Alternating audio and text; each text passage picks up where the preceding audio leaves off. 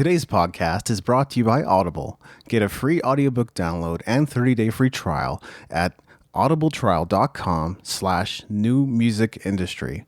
Over 180,000 titles to choose from for your iPhone, Android, Kindle, or MP3 player.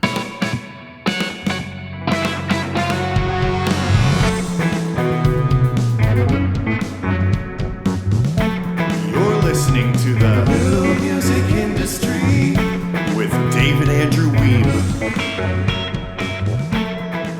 With me today is head of NSDMT, Nick Sadler. How are you today, Nick? I am awesome. It's about 20 to 11 in London. So this will be the last thing I do for the day before I go off to bed. Excellent. Are you starting to feel a little bit tired now, sleepy? No, I had a coffee earlier because I knew we'd be having this chat. So I'm feeling okay. And I'm quite lucky. I'm one of these people who just, as soon as my head hits the pillow, I'm out like a light. So yeah, I'll be all right. I'll be full of energy and that'll be right when I go to sleep. Excellent. Well, our audience really appreciates it. I'm excited about today's conversation because I get a lot of questions about starting a record label, how to get national exposure as a label, signing artists to a label, and so on.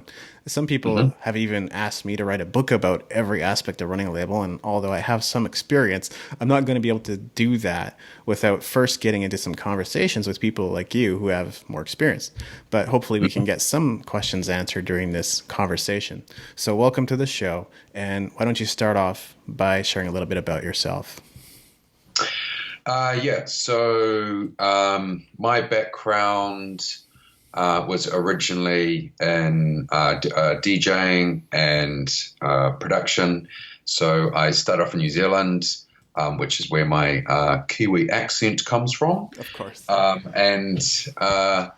I came over to the UK because in New Zealand it's a population of about 4.5 million people, and I saw at the time there was one DJ who was like a professional artist DJ who was making a career out of it in New Zealand, and I was producing underground dance music, and I was like, this is going to be really difficult. And at the time, all my mates that I'd gone to uni with, they'd all gone to the UK, and they're like, Nick, get over here now. This is the place for you.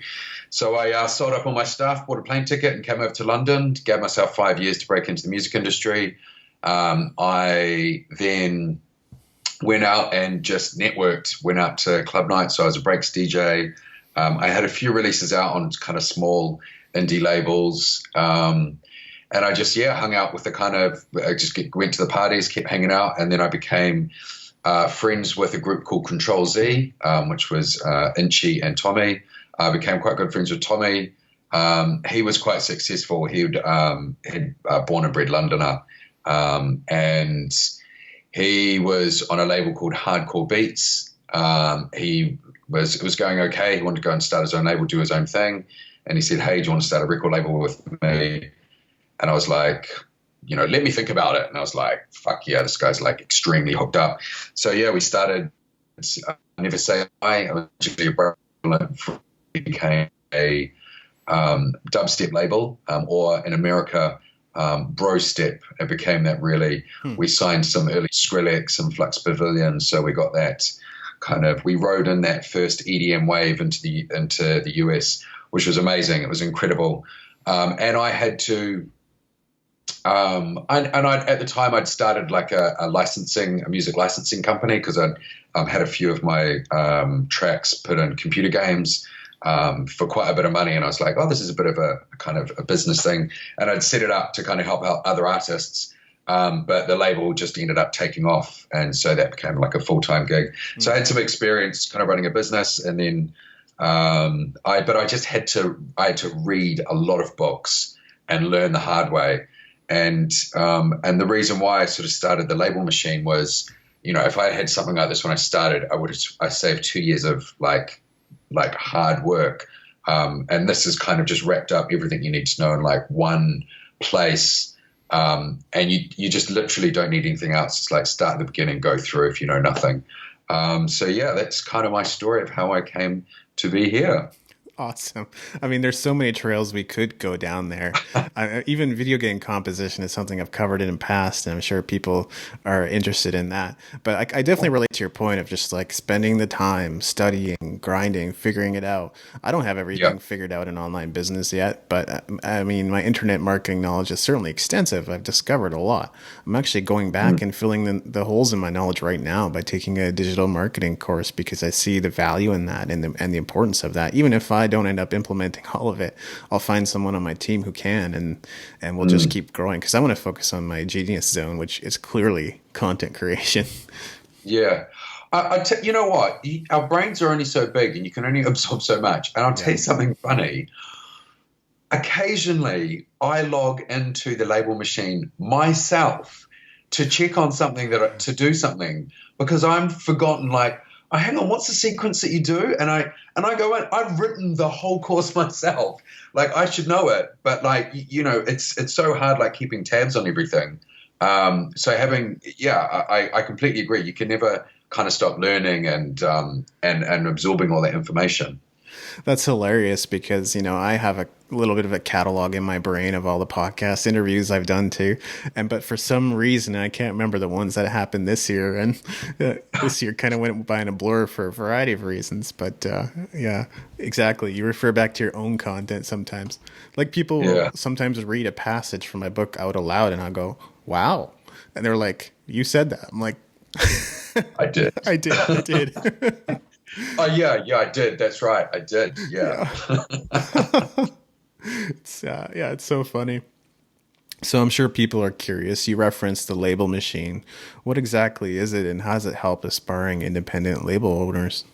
So the elevator pitch is the label machine is for artists and managers that want to build, grow, and run their own independent record label. I was even struggling to remember that for a second. It's essentially aimed at. It was born out the back of. I've worked with a lot of artists, managing them. As you know, in the last probably 5 to 8 years, a lot of artists have stopped signing to record labels. They're now self-releasing or starting their own record labels. It's I think 40% of top 40 releases now come from independent record labels, not the majors.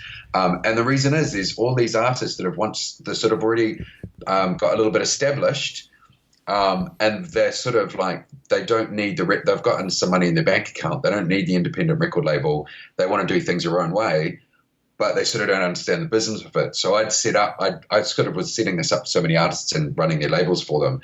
And the label machine was kind of taking that whole process and just putting it in one place. And I wanted to make it super practical. So I wanted it to be less theory-based and totally actionable. So down to details of when you so there's like a database included in there for like every single kind of genre of like all the different types of blogs and tastemakers, and how you go through those to which ones use it.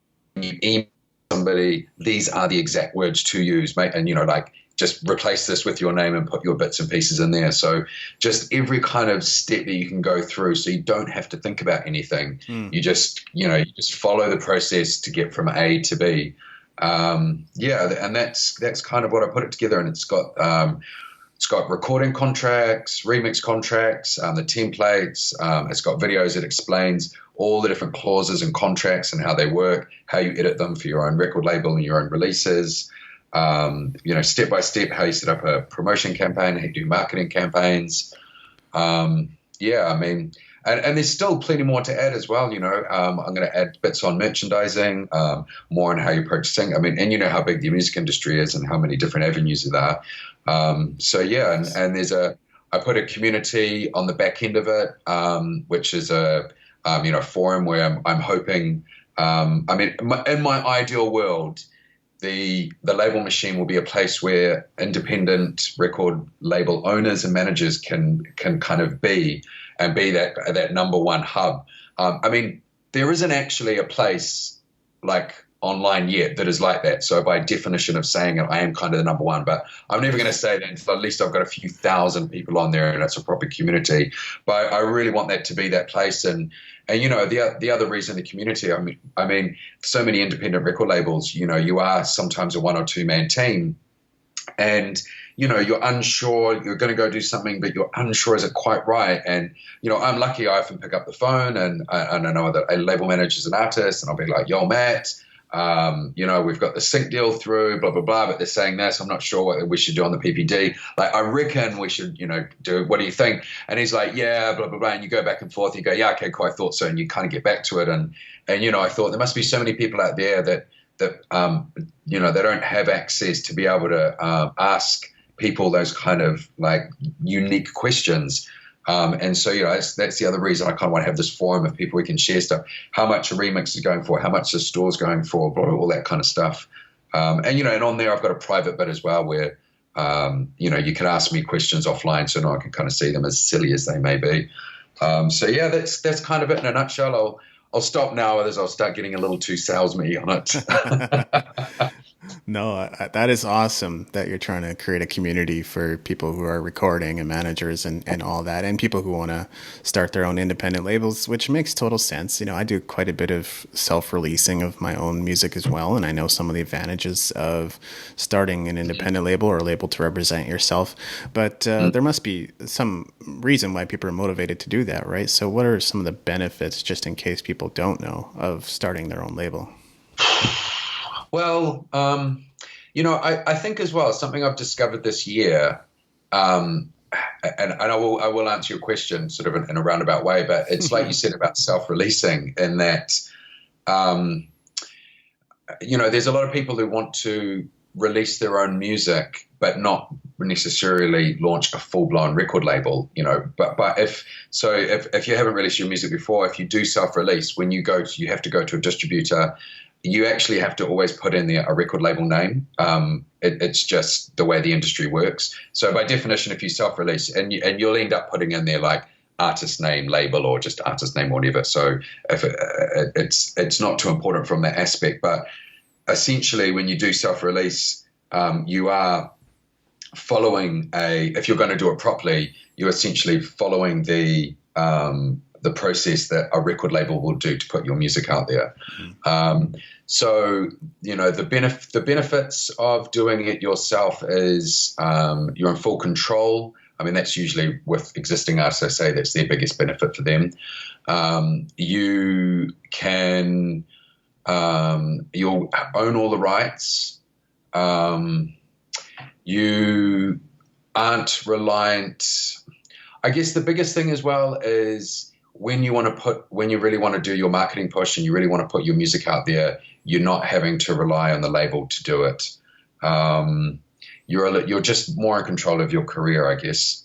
Yeah, it's probably easier to try and say like the benefits of not signing to a record label than the benefits of starting one as well. Yeah. You know,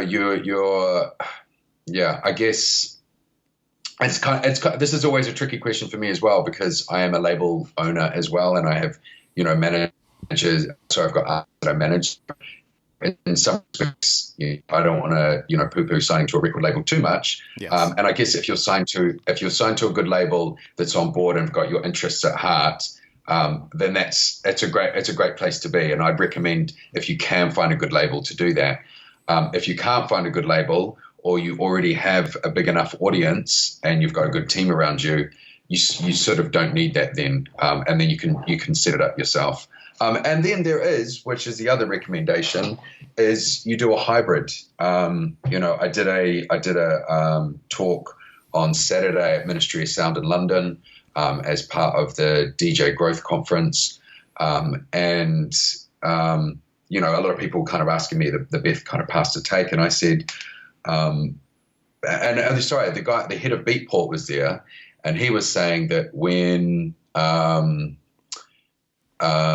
not Avicii, it was David Guetta, came back to sort of start doing underground dance music again.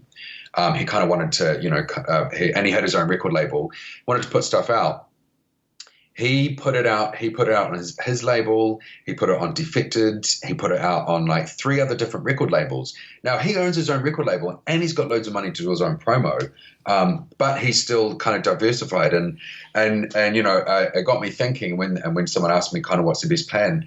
And I think it's a hybrid approach. Like have your own label to put your own music out. And so when it's right and you need to put something out there, you need to control and you don't need anybody. You can do that and you have the platform to do it. And you also understand everything that needs to be done. You've got the contacts, you can reach out to, you've got some relationship with some blogs already that you know is going to post your stuff. When you want to do a marketing campaign, you know what you're doing on the back end. But then when the time is right and you're like, hey, this is actually really suitable for this record label over here, perhaps, it's in maybe a new territory for you, or a territory that works for you. They're going to do a good job. You sign it to them and they release it on their label as well. So I think, there's benefits to doing it, both having your own label and signing a label. And I guess ultimately, over your course of your career, if you're going to be releasing a lot of music, it's handy to have your own label that you can do your own things on. And then, of course, to also sign to other labels. Did that answer the question? I think that's brilliant. Yeah, the way you explained it and about diversification, that's fantastic. That's definitely something people can begin thinking about as they release more music and become more popular and grow their fan base. So the next question I have, it's kind of a thing about priorities. Like, what exactly would you advise someone focus on when they're first getting a label established? So I'm a big believer in planning. What's that Benjamin Franklin? If you fail to plan, you plan to fail. I think it is, or something like that.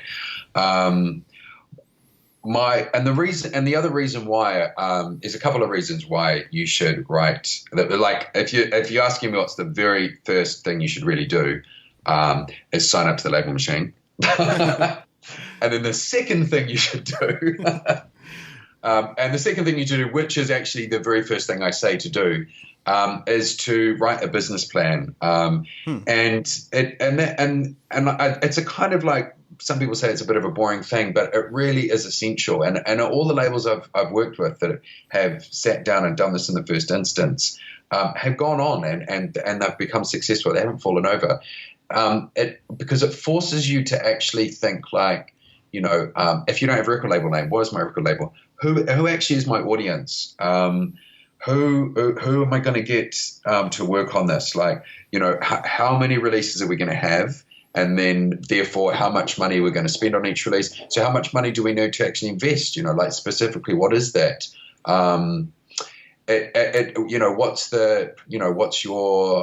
What's your tone and brand? It forces you to kind of think about these things that, you sort of go, I sort of know, but when you actually have to type it out and think about it and defining what you're going to be, it's a really important part of the process, and it gives you confidence to then when you move forward to take your best step forward, because you've thought about everything, you know what you're doing, and when people ask you what's going on, you're not going to be mumbling around and sort of I'm not really sure, and we may be doing this and maybe doing that. People are going to go, I'm not taking you seriously, you don't know what you're talking about. And secondly, the other reason is we apply in some distribution companies, which are some of the kind of mid-level distribution companies. You have to apply to become a label with them, and if you get on board with them, they're great because you'll have like an account manager. So this is like not the DistroKid, which is just DistroKid, for anyone that doesn't know, is a platform for just putting your music out there. It's like TuneCore and CD Baby, but it's just a service. There's not a phone call you can call up. It's you upload the music and it goes out. Whereas companies like AWOL or goodness me, Believe Digital, or my brain's gone completely blank now. But those, the record labels, LabelWorks is another one. We have to apply. They have to see a business plan. They have to see what's going on. And if you can, when you set up, if you can get on board with one of these distributors, you should definitely do it. So it's worth applying, putting a business plan together, sending it to them. and getting on board, because they'll be a big help, and there'll be someone that can kind of hold your hand at the beginning. So, as the very first thing, that's what I would say. And then secondly, I always sort of assume that you've got music ready to go if you're a artist that's going to be releasing on your own label. You've got music to the point that it's comparable with your contemporaries. You A/B it in the studio, and it's not lower in volume. The quality is just the same. You want to make sure you've got your first few releases or your first tracks lined up, and then after that, I think the next best thing to do is actually start. And I have a feeling you might disagree with me here, but I feel that the next thing to do is to kind of, figure out what your logo is going to look like. Hopefully, with your business plan, you've got your record label name sorted, and get your logo sorted. Maybe buy your domain name and have a holding page. And the reason why for that is it's a bit of a fun, it makes it a little bit more real. Like, I've said, here's the website, and you've got it, even if it's the logo on the holding page. I think it's quite a nice step. It's a kind of something you can do easily and quickly, and get a sort of like an actionable thing done. Like you're taking action. So I always say like that probably be the next thing. And then, and then there's like a million other things to do after that. So I'll stop there. Yeah. That's sound advice, and something that I often talk about or have talked about in the past is just this idea that people will create business cards and their logo and their website without having any product or really any sense of direction in terms of what they're doing. So that's primarily what I discourage. Whereas I think if you're starting to set up partnerships with distributors, you are pretty serious about what you're planning to do, and so having an established brand would totally make sense to me. And you do it. You have to, when you reply to them, they're like, "What's your website? What's your SoundCloud?" So you sort of do have to have that set up. Yeah. But I did say, my first thing was, make sure your music's ready. Like, if your music isn't ready, because I know what you mean. When I have met people that are like, and I'm like, awesome, like, hey, send me some tunes. Oh, we haven't quite finished them yet, and I'm like, why the hell are you starting a record label if you haven't even got your music? The whole point of the label is to release your music. Like, you're trying to run before you can walk. So, I do agree. Once you've got that music, though, then you can take those next steps. Equally funny is to me is some of these success stories out there that basically portray the idea, I've made $4,000 a month in music. I'll show you how, or, I make $6,000 a month on Amazon. This is how I've done it, which we all get to learn from. So to that extent, it's totally beneficial. And I don't want to diminish anybody's success, but the questions that need to go on in everybody's head when they're reading or looking at watching stuff like that is, how much are they spending? How much are they saving? How much are they investing? How much are they reinvesting into their company? If you're not asking those questions, you have no idea, because you could be making $3,000 a month, saving $300. They could be making $8,000 a month, saving $80. Who's coming out ahead? The person that's making $3,000 a month. So we have to examine those things pretty critically, and that's becoming a more important skill than ever before. It's just looking at things critically. Yeah, and on that point as well, like, if someone does something around a release, another thing that happens, and we're in the creative industry, and any creative industry, you can put ducks in a row. When you put your artwork out there, the critics and fans are either going to hate it or love it, or it's somewhere in between, and you sort of don't really ultimately have much control over that, like, because it's by definition of it being a creative art, and people have like different opinions on it, and but if something does fly and go really well, and you didn't, you just did everything you normally did, you maybe didn't do that much about, but just something just strikes a note and hits and flies, you can be led to believe that I know how to do it all now, and blah, blah, blah, blah, blah. And it's like, no, you just wrote a really good fucking song, and everyone played it, and it was a runaway hit. And you made a bunch of money, but now you're trying to say, hey, this is how you do it. And it's like, we're all doing that, you just happen to have a runaway hit. Like, exactly. I think there's a bit of that goes on, and I think especially when you see people who are sort of using something from 3 or 4 years ago, and it's like So any reason why you haven't replicated what you did 4 years ago? Yeah, Like, exactly. you know, You're totally right. I've put some material out there that I think is pretty good.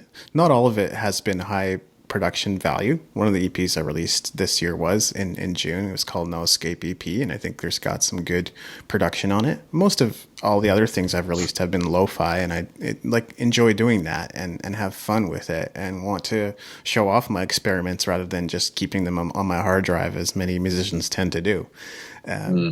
But yeah, it's the same thing. I'm putting this out there. I think it's good. Has any of it taken off in a major way yet? Not really. I had like one single called City Lights that was kind of synth wavy that Europeans seem to dig, but I think it even charted in iTunes Europe, but I didn't see any compensation for that. So obviously it wasn't significant enough, just a blip on the radar. But you're right. We have fun with these things. And this whole thing about business plans, like that's something I've been trying to make fun for musicians and music entrepreneurs. And it's tough, right? good luck. I know. And it's still a work in progress, but I've developed this whole thing about the 1-page plan. If you can fit it on one page and know exactly what you need to do, then you've actually condensed it to the point of being able to figure out what it is. Even though the document that you would probably need to present to investors or whoever else official would probably be a multi-page document that contains all the detailed steps, right?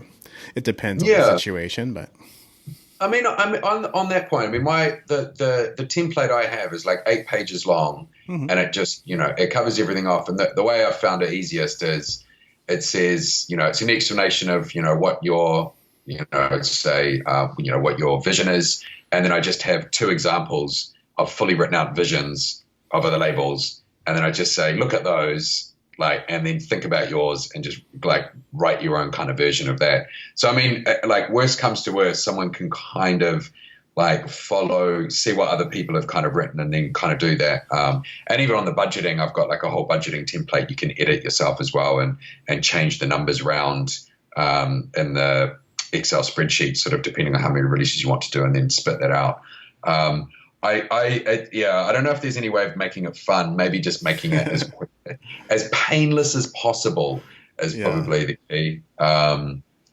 It's once it's done though, it's done, and you're in a better place, which is always good. Just out of curiosity, what kind of things need to go in there, like email marketing and social media and website and branding, or is it more how you're going to spend your revenue or? I knew you were going to ask me that. You know what I'm very quickly going to do. I'm just going to happen to look up Well, people are going to want to know that for sure, especially if they're going to start their business plan after listening to this episode. Here we go. I'll just quickly open up the template so I can go through it and tell you exactly what it is. Wow, thank you. Yeah, first thing's a summary. So your summary is what you write actually at the end, because it's a summary of the whole section, or sometimes it's called in a more traditional business plan an executive summary. So then the second is your business overview. You want to introduce key people who are involved with the label, what experience they have, any qualifications or trainings might they have, and where you'll be based, like location-wise in the world, and the future goals of the label. So current, and then you want to have your current position. So this is a summary of where you are right now with your music plans. The growth, the summary of how you grow a record label with your financial goals.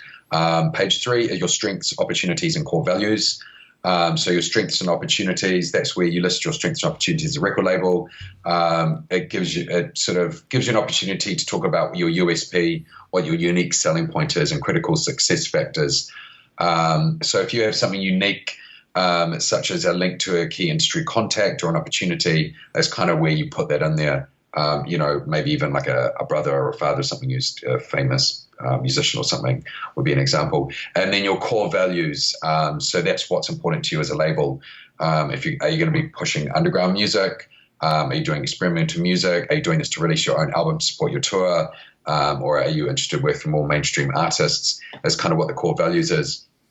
Page 4 is your business strategy. I mean, should I keep going? Am I doing too much detail, or is this? No, this is great. Yeah. Okay. So page 4, your business strategy that's where you outline your strategy for the next 5 years, like your tangible goals, how many releases you aim to have, will you sign new artists, when do you aim to break even on the revenue? And my suggestion is always you should have at least bare minimum 3 singles or EPs in your first year. If you're a producer, DJ, or band, and 6 to 8 records if you aim to sign artists to your label. And you probably want to be breaking even within 12 to 18 months of setting up the label and supporting yourself. So, 3 to 5 year goals are what you should be doing after you achieve your 1 to 2 year goals. But always, sort of write out your 1 to 2, and sort of your pie in the sky is it? I think your big Yes. dream goals is your sort of your 3 to 5.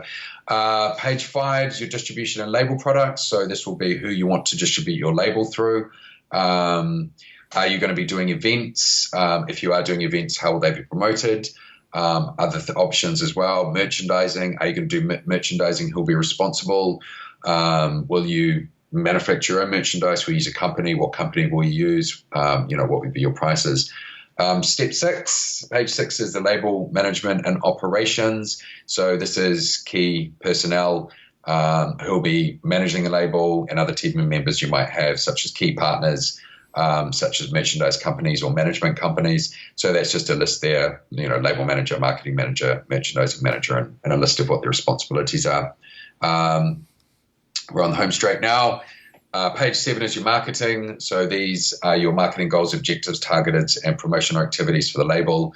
And that'll be over your goals and objectives around what strategies you have for the future. So, would you be putting in there, you'll be doing, you aim to be in press publications? Are you going to be mostly wanting to get on YouTube channels? Are you going to be using chatbots with your social media strategy? And then you have your target market. So this is who is your ideal target market, very clearly defined, what the genre of music you'll be releasing, locations, and age group as a minimum. And then advertising and promotional activities. What advertising promotion you'll use to promote the label and releases? Are you going to use PR companies for the first release? Which social media platforms are you going to focus on? Because you don't want to focus on every single one. You want to kind of find out the ones where your fans are. And then the final page is your financial budget and forecast. So startup label expenses, release expenses, optional expenses, your cash flow forecast, any optional revenue streams. So if you are doing events, how much you intend to make off them, and a profit and loss projection. And that's it. And then you have a little summary of the record label budget. So, I'd have like a full table that you can fill in and then export the little kind of summary that you put in your business plan. And that is a business plan. Bish, bosh, bash. Excellent. And all this and more is available in the label machine. So definitely check it out. I like it. It's a bunch of examples to read under all of those as well, to make it a bit easier. I wasn't going to read it online, but yeah. Very thorough. Now, here's one of the questions I've been building to. So I recently went on a rant about aspiring label owners who say they have $1 million and want to get national exposure for their labels. Now, I've had more than one email like this. So either there are a ton of people just handing out $1 million to start the label, or they're just tire kickers trying to figure out if I'm any good at what I do. Either way, we're just dealing in hypotheticals here. But if someone came to you with that question, how would you answer them? So what's the question? I have $1 million. I have $1 million and I want to get national exposure for my label, which seems like an outdated concept or idea already because we live in a fairly globally connected world. You know what? I actually have an exact answer for you. Wonderful. Which I will bring up just here so I can read through. Because I actually was looking at this morning and I put together a spreadsheet so weirdly about this. So bear with me while I just find it amongst my other things. Well, us business types like to geek out over these spreadsheets, right? Yeah. Oh, goodness me. Where is it? I'm actually going to do a blog on this as well, and at some point. Yeah, I'm curious to know because I guess you probably have it all mapped out how that budget should be or could be used. So tell me, my first question would be, Yes. are you a R&B and hip hop artist, a pop artist, a rock artist, or an electronic and dance artist, sir? That's the same thing I asked. Who is your target audience? And I couldn't Yeah. get an answer. Let's assume they are a hip hop artist. I nothing against hip hop artists, but I reckon you get more hip hop artists coming through with those kind of questions. Yes. Certainly hip hop artists are go-getters in my world, and I love that about them. So That's just smoked a big fat blunt and they're feeling super inspired.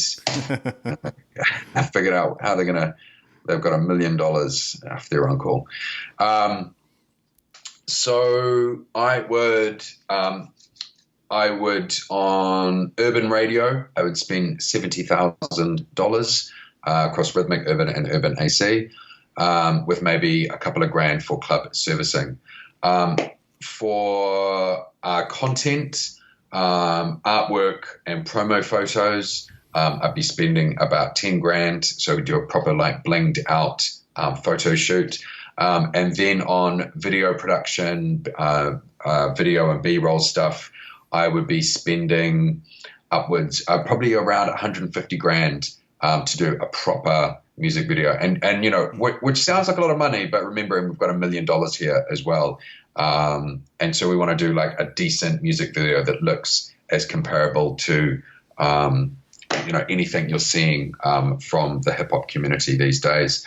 Remixes and features, 220 grand. When it comes to media, I'd be spending 210,000 on advertising, and that would be across digital advertising, traditional, and influencer street marketing.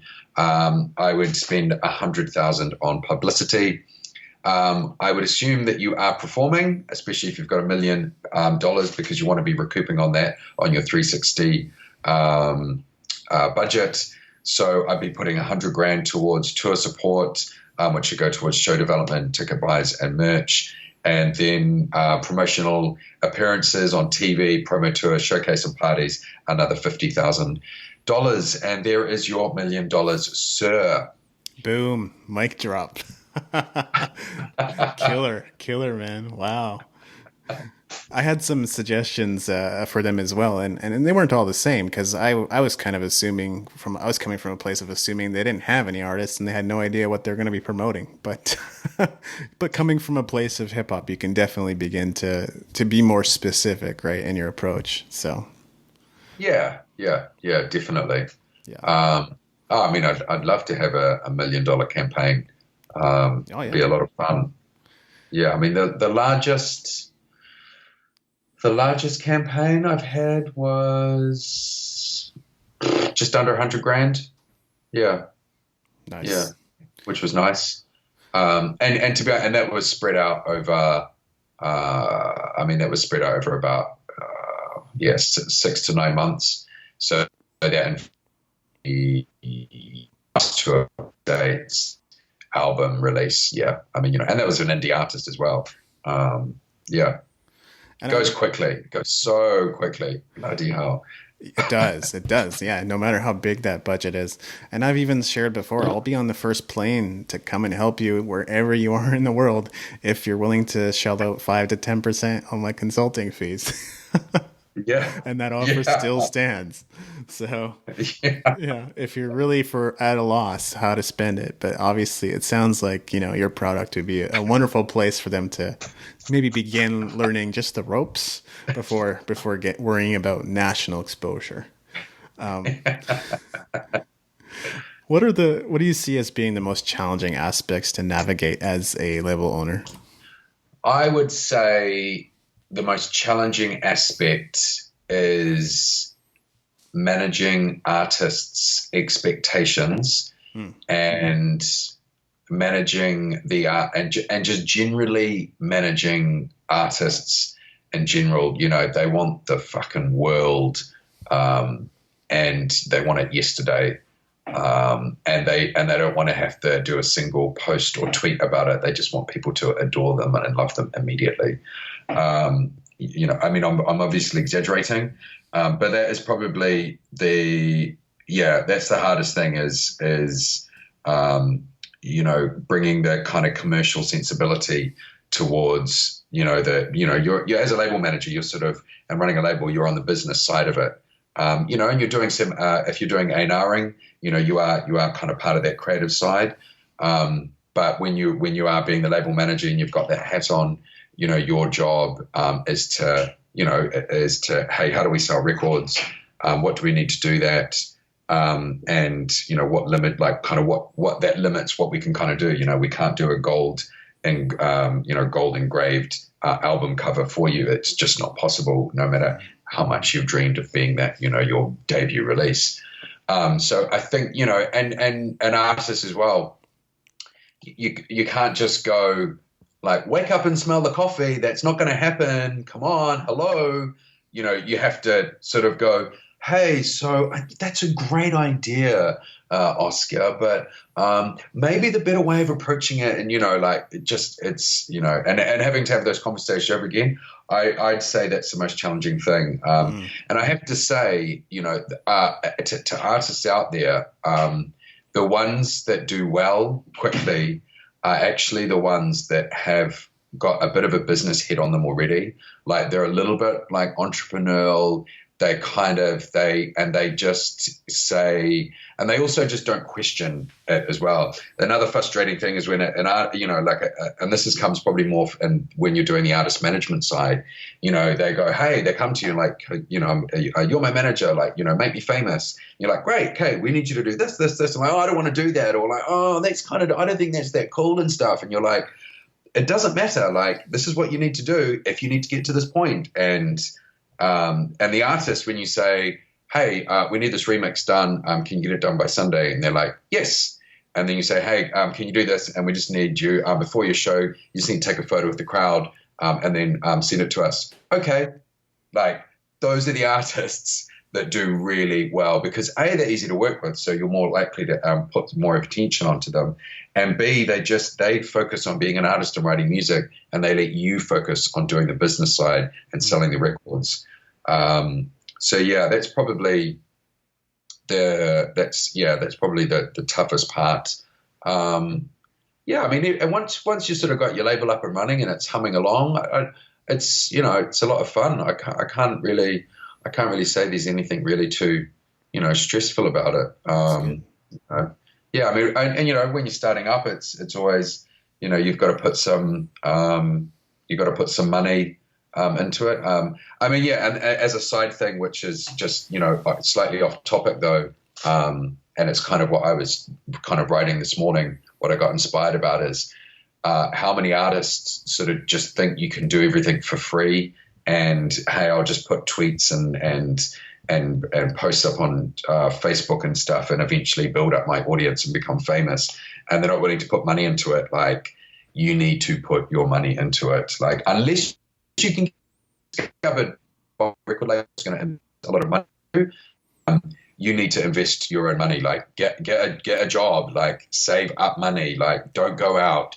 Don't drink. Don't do drugs. Don't buy like those extra coffees. Save that money up. Save up $5,000. Save up $10,000. And then spend that money on like putting your music out there. Like, that's how you're going to become a success.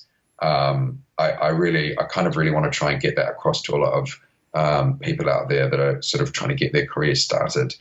Because when you start out, if you don't have money, that's going to be struggle. That's going to be hard. If you're starting a label with no money, all the labels that we've started with, like minimum $4,000, like minimum, because you just got to have money to set stuff up, pay, you got to, even if you want to do your own PR one day, when you do your first release, you don't really have any contacts. You need to go to a professional PR company who's going to do a news release about, your new record label and get people talking about it. And you just have to pay money for that. There's just no two ways about it.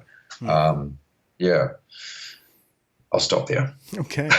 Yeah. Success occurs where opportunity and preparedness meet. And oftentimes the piece that's missing for artists is that preparedness. And if they would just delve into a few valuable, useful resources on this topic of thinking a little bit more business minded and having an end goal to aspire to, and seeing clearly the vision for what it is you're trying to accomplish would make such a difference. And I mean, that's why I do what I do. Mm. So, what are some of the biggest challenges that you've overcome as an entrepreneur? Getting a bit of a life. I mean, I'm now married, and getting married made me realize that I need to carve out time for life outside, my business and my work world, and realizing even though I found something that I love doing, and so what's that saying? If you can make a job out of something you do, you never really work, or there's something like that. It's not a real job and stuff. So that's great, but the downside to that is, you can't. That doesn't mean you can spend 16 hours a day doing it, because that in itself is unhealthy. You need to still spend time, with your friends, with your family, with your loved ones, and get that balance right. And exercise regularly. So that's definitely, when I was younger, that was definitely a challenge for me to kind of get that balance right. And then as I got older as well, another personal thing was just like, I'm a natural kind of outgoing guy, and I like to go out and socialize and party. And that's a big part of as you know, being in the music industry and going out networking. Yep. But learning to, on a Thursday night, we've gone to a gig, and then the show's finished, said hello to the band, and then going home at 10:30, instead of going to the after party. Yes. And then partying until 2-3 o'clock in the morning. That was like, and that sort of ties into that I sort of mentioned before, is just learning to kind of, as I migrated into being more of a professional person working in the music industry, is being professional everywhere. Not thinking, well, when you're out and about, it's like, we're at the bar, have drinks, way shots. Like, you still have to be professional there, and learning to do that, and going out and having a massive show and everything going amazing, and having that, wow, we should pop the champagne, and then just learning to go, hey guys, that was awesome, high fives, and then getting in the Uber and going home and being home by 11 o'clock, and going, that was an amazing, successful, incredible night, but I'm going to go to bed and get up tomorrow at 9 o'clock and get on with my day. And that's, personally, that's always been a bit of a challenge. Apart from that, I can't think of stories around that happened that was boo-boos, like, what was the name of the city? Was it not Denver? There's is it Colorado? Colorado, yeah. Is that you say it? There's Denver and Boulder would be the other major city there. Now, is Colorado near Canada? Kind of. I'm actually headed there in December. It's probably like a 2.5 hour, 3 hour flight. So yeah, I thought that it was part of Canada, and I had an artist who was doing a 3-day tour, and what are the other big countries, the other big cities in Canada that are up on that? Basically Vancouver, Montreal, Calgary, Edmonton, Toronto, and Ottawa. Toronto, yeah, it was Toronto and Edmonton, I think. Yeah. So anyway, I thought it was a full 3 Canada tour. Now, if you're a UK artist, you don't need a visa to go to Canada. You don't need a working visa, or you just need the promoter to write a little letter, and you show that at the airport and you're in, and it's, duty. It's not like, hey, you have to get a proper visa, like your S1 visas and stuff to go into the States if you're UK. So I was like, awesome, going out, the other thing that was, so you can see where this is going. Yes. So the last show was in Colorado, and it was also a big debut show for the artist, and a whole lot of like other agents and stuff were going there. It was also his biggest paid show to date. I think it was around 25 grand at the time. And yeah, I got this. He was halfway through, and then someone, like one of the tour managers, was like saying, "Oh, have you got your visa?" And he's like, "What? Why do I need a visa for?" And they're like, "Well, you need it." And was like, "Well, no, he doesn't need a visa. It's like it's in Canada." And they're like, "No, it's in the US." And I was like, "Fuck!" And that was probably my big. And we tried. So we had to fly home.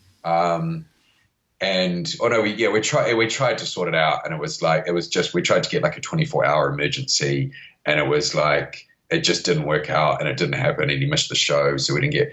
That was my biggest mistake. And what did I learn from that? What was the challenge that I overcame?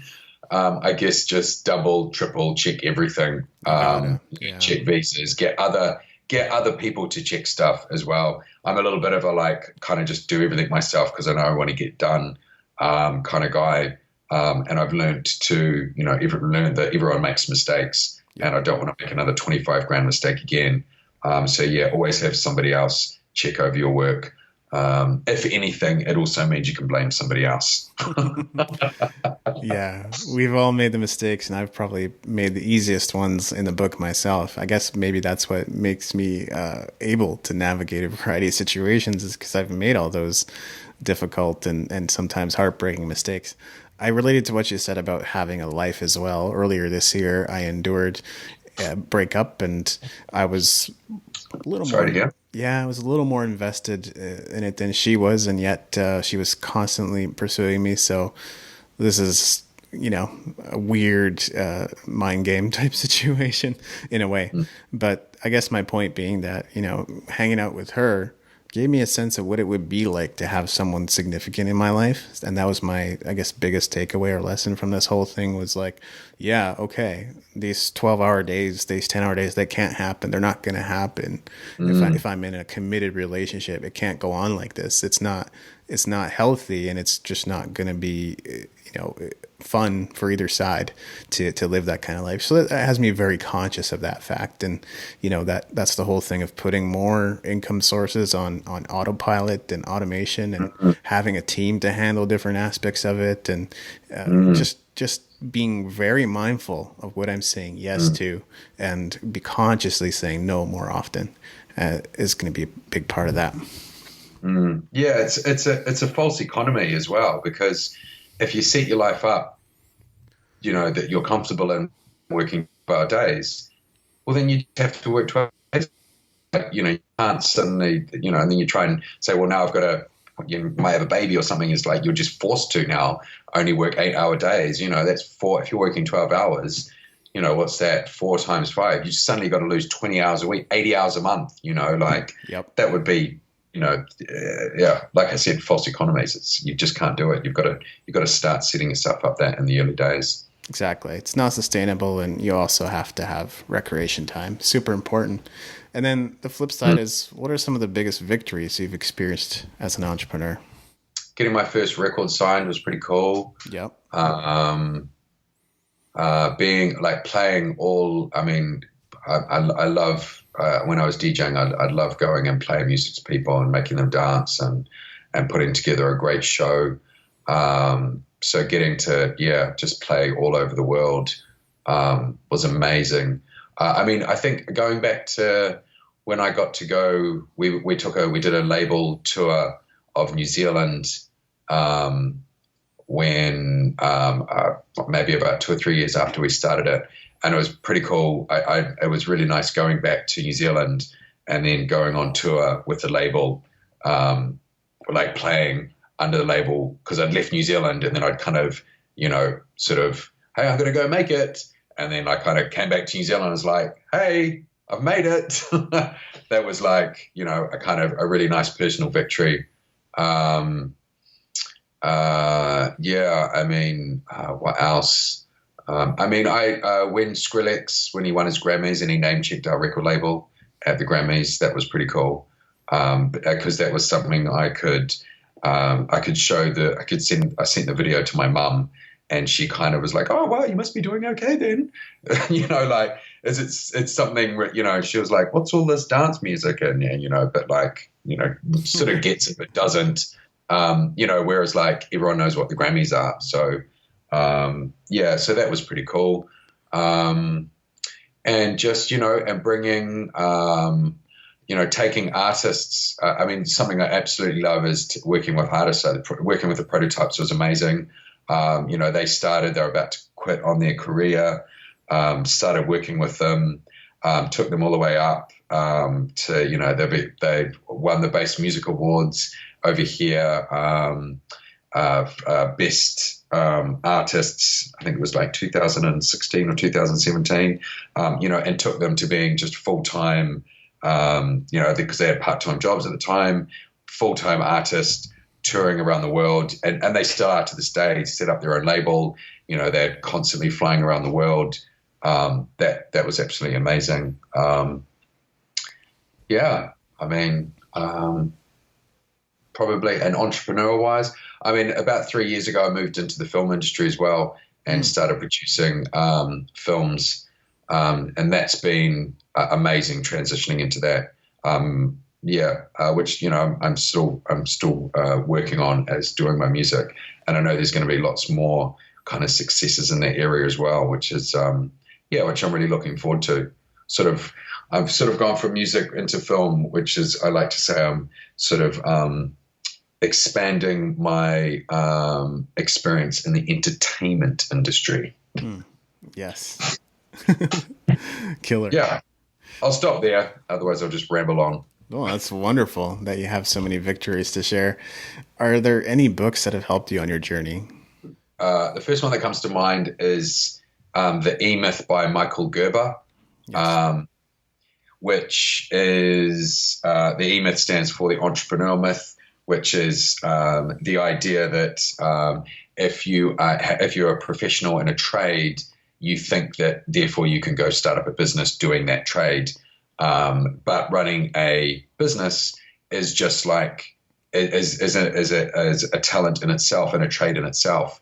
So you wouldn't really just say, "Hey, tomorrow I'm going to go now be a accountant," and then just open up shop, and you wouldn't know what to do, and it would fail. And that's why so many companies fail, because they don't understand that. And that is that's essentially what the E-Myth is. And and that's the same thing with artists going, "Well, I'm an artist, I'm just going to start my own record label." How hard are you for the music and records? It's a lot of that. It's that same kind of thing. And a lot of the principles in that book is a lot of the principles, I've applied to all my businesses, and, that I try and put that kind of theory into the label machine as well to kind of get that across to when people are setting up that it's something you need to learn and skill, and you need to, upskill if you want to do it properly. So yeah, that's a great book. And anyone who's thinking about starting a business, read it. It's getting a bit long in the tooth. It's getting a bit old, but like, it's still a great read, and the principles still work. The classics, Napoleon, Think and Grow Rich, I read when I was 18. That was amazing. Another book that I read years ago was Susan Jeffers' Feel the Fear and Do It Anyway. Yeah. Which is an amazing book, which is just the idea that